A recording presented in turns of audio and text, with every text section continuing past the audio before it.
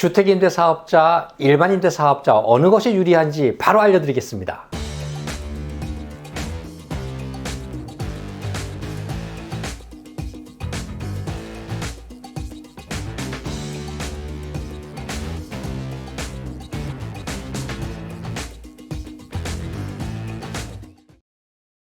일반 임대 등록하시는 분들도 계시고 또 주택임대 사업자로 등록하시는 분들이 있습니다. 임대 등록은 크게 두 가지가 있죠. 그래서 두 가지가 있음에도 불구하고 많지도 않은데도 혼동이 많으세요. 왜냐하면 경험이 많지 않으시기 때문에 그런 건데, 오늘 이 영상 보시면 손쉽게 이해가 확실하게 클리어하게 하면 될 겁니다. 어떤 게 나한테 유리할까요?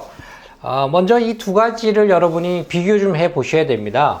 주택임대 사업자와 일반임대 사업자는요, 크게 여러분이 이 두 가지 차이를 보시면 되는데, 빨간색으로 되어 있죠. 주택임대사업자 같은 경우에는 주택수에 산정이 됩니다. 주택수에 포함이 됩니다. 포함이 되고, 일반임대사업자는 주택수에서 포함이 되지 않아요. 그래서 주택수에 걱정이신 분들이 일반임대사업자 하시는 분들이 많으세요. 그러나 거기에 또 함정이 또 있죠. 주택임대사업자는 주택수 산정이 포함이 됩니다만 주거용 오피스텔은요 좀 달라요. 주거용 오피스텔은 취득세 중과가 안 됩니다. 그 특징이 또 있죠. 그래서 요즘에는 빌라나 뭐 다세대 주택에 투자를 거의 못 하시고 주거용 오피스텔 투자하는 이유가 주택수에는 포함이 됩니다만 취득세 중과가 안 되기 때문에 4.6%로 취득세율이 일정하죠. 네, 그래서 내가 주거용 오피스텔은 내가 10채를 사든 100채를 사든 4.6%로 일정하기 때문에 많이 투자를 하시는 편이고요.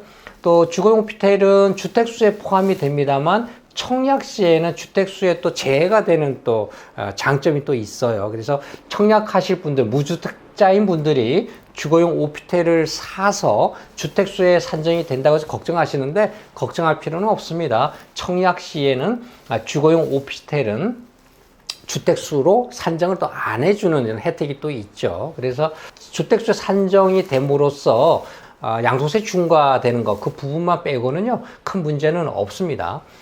그래서 이제 어떤 분들은 일반 임대사업자를 하게 되는데, 주택임대사업자의 장점, 그 다음 단점을 먼저 좀 비교해 보시면, 장점은요, 신축 분양인 경우에는 취득세액의 무려 85%를 깎아줍니다. 예, 감면해줘요. 뭐 취득세가 1,000만 원 나왔다. 취득세가 뭐 한 2억짜리 사면 한 2억 5천짜리 내가 주거용 오피스텔을 사면 그렇게 좀 나오죠. 뭐 1,000에서 1,500만 원 사이 취득세가 나오죠.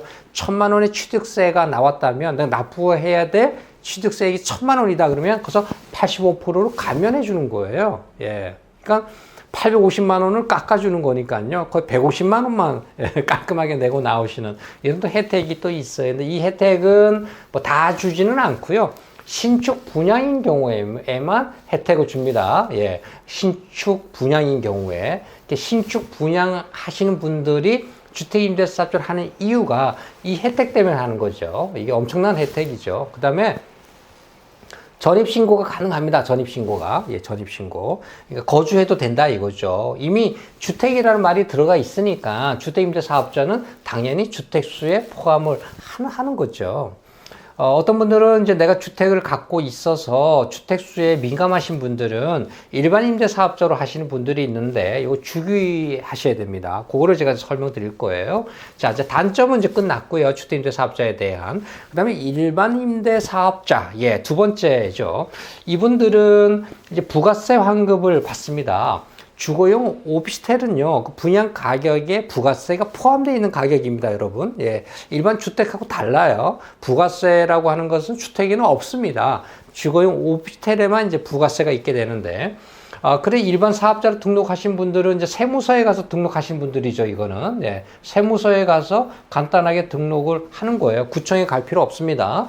주택임대사업자는 구청에 가서 모두 처리가 되고 세무서 등록도 구청에서 다 해줍니다. 예, 해줘요. 그래서 이제 결론적으로는 주택임대사업자는 구청과 그 다음에 세무서 두 군데에다가 내가 신고를 한다면 일반 임대사업자는 구청이 아니라 세무서에만 가서 신고를 한다. 그리고 부가세 환급을 받아요. 부가세 환급을. 대신에 단점을 보셔요. 굉장히 중요합니다. 전입신고를 못합니다. 전입신고를 하는 동시에 세입자가 전입신고를 하면 주택으로 간주가 돼서요. 그럴 경우에는 당신이 일반 임대사업자로 등록을 했는데 이 주택으로 바뀌었기 때문에 불법을 저지른 겁니다. 예, 그래서 과태료가 무려 3천만 원입니다. 예, 작년까지는 1,000만 원이었었는데요. 이게 좀 강화가 됐어요.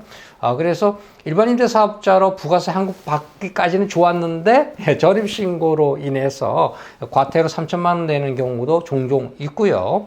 그 다음에 세입자가 주거용으로 사용을 못하게 돼 있는 물건인데 나중에 세입자가 주거용으로 사용을 했다고 하는 게 밝혀지면 이 역시도 과태료 대상입니다. 그래서 일반 임대사업자와 주택임대사업자는 10년 동안 의무적으로 임대를 해야 되는데 그 의무적으로 임대를 안 하거나 또는 이렇게 일반 임대사업자가 업무용으로만 사무용으로만 사용을 해야 되는데도 불구하고 이렇게 주거용으로 사용하게 되면 과태료가 굉장히 많죠. 그 다음에 주택수로 산정이 됨으로써 혹시 이 물건을 갖고 주거용 오피스텔을 일반 임대사업자를 등록을 해놓고 주거용으로 사용을 하면서 그 전에 뭐 1세대 1주택으로 주택에 대한 양도세를 비과세 받았다거나 뭐 여러 가지 그런 또 일들이 있으신데요.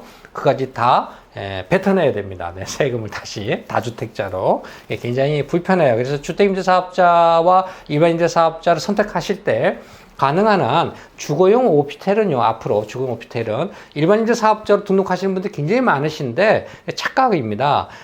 주거용 오피스텔은 가능한 주택임대사업자로 등록하는 것이 바람직합니다. 그래서 여러분이 이 오피스텔을 구입하실 때 이게 정말 순수한 사무실 용도로 책상 놓고 침대 없이 또 뭐 옷장 이런 거 없이 사무실 용도로만 쓰는 그런 오피스텔인 경우가 있죠. 종종 업무용 그런 것들은 일반 임대사업자 등록하시면 되고요. 주거용인 경우에는 이런 편법을 과거에는 많이 썼습니다만 지금 과세관청에서 굉장히 면밀하게 조사를 하고 체크를 합니다. 그래서 주거용 오피스텔은 가능한 한 주택임대사업자로 등록하는 것 반드시 기억해 두시면 좋고요. 주택임대사업자로 이제 등록을 하느냐 또 안 하느냐 뭐 이런 이제 결정이 또 남아 있는 것이죠. 해도 될까 안 해도 될까. 이게 과거에는 주택임대사업자가 인기였었습니다. 예, 그래서 막 강남 쪽에서는 미성년자도 막 가입시키고 그 다음에 아파트도 막 등록시키고 했죠. 그래서 이제 그게 2020년 710 부동산 대책이 시행되고 나서는 바뀌었습니다. 이제는 미성년자는 주택임대사업자 등록을 못하게 막아놨고요. 두 번째는 아파트도 이제 등록을 못하게 막아놨습니다. 그래서 주택임대사업자에 대한 매력이 많이 줄어들었죠. 더군다나 주택임대사업자로 하시게 되면 10년 동안을 의무로 임대를 해야 되는 조항이 생겼습니다. 예전에는 4년, 5년, 8년 동안만 임대를 해도 됐었는데요.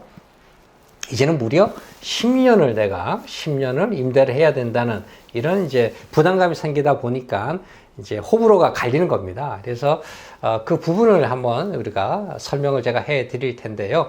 먼저 등록을 하게 되면 장점을 먼저 보실까요?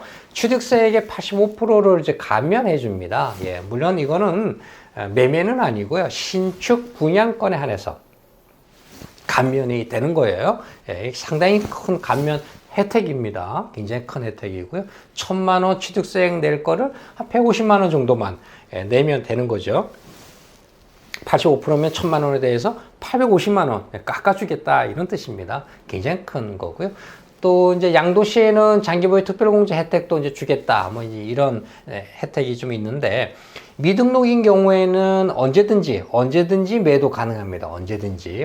그래서 10년 의무 기간을 채우지 않고 팔 수가 있어요. 단 이렇게 가는 경우에는 이제 세제 혜택이 전혀 없는 거죠. 세제 혜택이. 또 양도시의 장기보유 특별공제도 미적용되고 있고요. 이제 등록을 하시는 분들은 이런 장점들이 있지만 단점이 뭔가 하면 10년 동안 의무 임대를 해야 된다라는 거. 또 임대차 변경 시마다 관할구청에 신고를 해야 됩니다. 그래서 매 2년마다 이제 임대 계약이 이제 연장이 되거나 재계약을 할 때마다 신고를 해야 되는 불편함이 좀 있죠. 두 개 다 공통점은요, 공통점은 등록을 하든 안 하든 일단 종부세는 피할 수가 없습니다. 그래서 종부세는 기준시가 9억 초과인데요. 예전에는 뭐 주거용 오피스텔 또 빌라 다세대 아파트를 투자를 뭐 10세대 뭐 많게 듣기로는 뭐 100채 뭐 이렇게 투자하셨다는 분들도 계신데, 지금은 이 종부세 때문에 이제 투자가 불가하게 됐어요. 특히 주거용 오피스텔인 경우에는 이제 종부세에 포함이 되면서 이제 문제가 됐는데요. 뭐 이제는 4채, 5채 정도뿐이 못해요. 이제 6채 이렇게 넘어서게 되면 기준 가격이 뭐 3억짜리 같은 경우에 주거용 오피스텔이 기준 가격 뭐 2억에서 뭐 2억 5천까지 하지 않습니까? 그러면 벌써 아마 5채만 사도 10억이 훨씬 넘었으죠, 기준가가. 종부세 이제 해당이 되기 때문에, 주거용 오피스텔 투자하시는 분들은 가능한 한 이제 3채, 4채 정도, 많게는 5채까지는 가능하고요. 이제 부부가 서로 투자를 할 때는 한 6채 정도까지, 6채, 7채 정도까지 가능합니다. 왜냐하면 명의를 부부가 나눠서 투자를 하시면 되는 거니까. 종부세는, 세대당 종부세를 매기는 게 아니고, 주민등록 번호로 매기는 겁니다. 그래서 부인 명의, 남편 명의로 쪼개서 각각 6억, 6억, 두 분 합쳐서 12억까지 종부세를 면제를 시켜주죠. 두 번째가 이제 다주택자일 경우에는 양도세가 뭐 등록을 하든 주택임대사업자로 등록을 하든 안 하든 하지 않든 양도세는 어차피 중과를 맞게 돼 있습니다. 하지만 뭐 내가 양도 차익에 대해서 양도세 중과 뭐 당하는 거는 당연한 거고요. 객관적으로 뭐 제가 말씀드리면 등록이나 미등록에 대한 장단점이 투자자의 상황에 따라서 이제 다르게 됐어요. 그게 10년이라고 하는 장기간 의무임대 때문에 이런 일이 벌어졌고요. 여러 가지 세제 혜택이 많이 줄어들어서 이렇게 됐는데, 어느 곳이 뭐 좋다 나쁘다, 등록을 해야 된다 안 해야 된다, 그런 고민을 많이들 하시는데, 사실 뭐 장단이 있기 때문에 정확한 답은 없습니다. 근데 최근에 보면 이제 7.10 대책 이후에 보면 10년 동안의 의무 임대로 변경되면서 일반적인 그 경향을 보면은요, 한 채나 두 채 정도를 투자하시는 분들은 안 하는 편입니다. 예, 등록을 아예 하지 않는 편이에요. 왜냐하면 어차피 뭐 취득세 내가 감면은 못 받지만 낸 취득세액은요, 나중에 어차피 양도시에 양도세 계산할 때 100% 비용으로 공제가 됩니다. 그래서 이제 그런 점이 또 있기 때문에 굳이 뭐 내가 등록할 필요 있느냐 해서 이제 안 하시는 분들이 많고요. 이제 여러 개를 하시는 분들이 좀 문제가 되더라고요. 뭐 여러 채를 하시게 되면 취득세가 만만치 않죠. 몇 억이 나올 수 있는데요. 그런 분들이 뭐 전체를 딱 등록하는 분들도 있지만 그 중에 몇 채 정도만 이제 등록하고 또 몇 채는 등록하지 않는 뭐 이런 이제 전략을 또 펴시기도 합니다. 왜냐하면 취득세 여러 채를 하시게 되면 이 취득세에도 상당히 긍정적인 또 재력이 필요한 건데요. 취득세 감면을 통해서 85% 감면을 통해서 납부할 취득세액을 줄여보겠다 뭐 이런 목적에서 전부 또는 일부를 주택임대사업자로 등록을 시키시는 분들도 있습니다. 그래서 이처럼 이제는 주택임대사업자와 일반임대사업자에 대한 구분 여러분이 좀 아셨고요. 주택임대사업자 같은 경우에는 주택으로 간주가 된다라는 사실 많이 놓치시는 분들이, 예전에는 주거용 오피스텔이 주택임에도 불구하고 일반임대사업자로 편법으로 등록을 시켜서 부가세 환급도 받고 이렇게 해 왔었는데, 이제는 이 법이 좀 강화가 됐습니다. 굉장히 강화가 됐기 때문에 이제 그런 편법을 통하지 않는다라는 점 기억하시고요. 지금까지 재테크 전문가 여운봉 박사였었고요. 또 궁금한 사항들은 02-798-7900으로 전화 주시거나 또는 이 동영상 보시고 유튜브에 밑에다가 또 댓글 달아주시면 답변 드리겠습니다. 감사합니다.